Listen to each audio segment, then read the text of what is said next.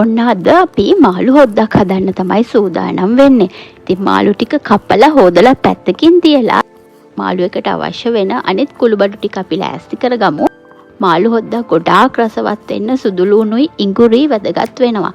මං ගාවේ ඉඟුරු නම් අද තිබුණේ නැහැ. ඒ නිසා වැඩිපුර සුදු ලුණු කපාගෙන ඊට පස්සේ බී ලුණු ටිකකුත් මේ විදිහට පෙති කපාගෙන තියාගන්නවා.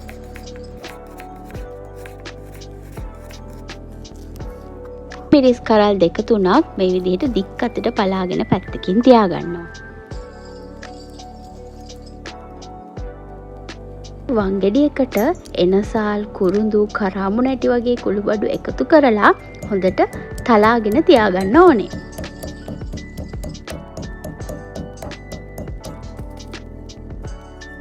තාච්චියක් රත් කරලා මිරිස් කුඩු කහ 3-5 එකතු කරලා කබලේ බැදෙන්න දෙනවා තරමක් කළු පාට වෙනකල්.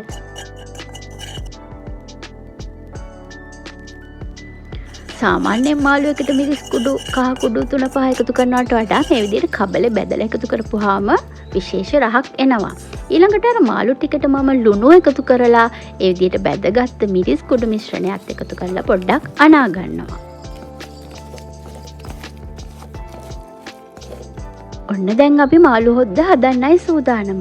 මම තාච්චියකට තෙල් ටිකක් දාලා ඒකට අබ උළුහල් එකතු කරලා චුට්ටක් බැදෙන්න දෙනවා.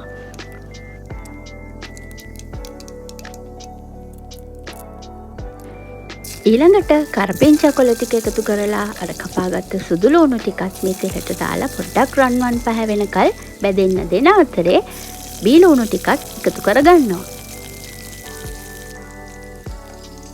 දැන් මම මේ තෙල් එකට මාළු කෑලි ටික එකතු කරලා තෙලෙන් චුට්ටක් ටෙම්පරාදු වෙන්න දෙනවා.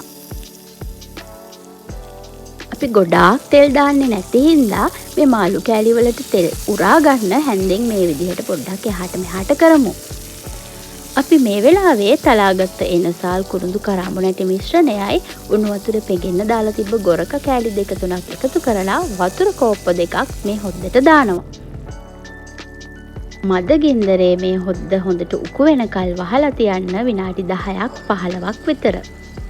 ඔන්න විනාඩි 10කට පස්සේ හොද්ද මේ විදිහට ලස්සනට උකුවට පේන්න තියෙනවා. දැන් මගේ සූදානම මාළු හොද්දත් එක්ක අද බත් කන්න. බලන්න බත් එකක් දුම් දානවා මාළු හොද්දත් හොඳට මුණුවෙන් තියෙනවා. ඉතින් මේ විදිහට උණුවෙන් මාළු හොද්දත් එක්ක බත් ටිකක් කන්න තියෙනවා නම් තව වෙන මොනවද?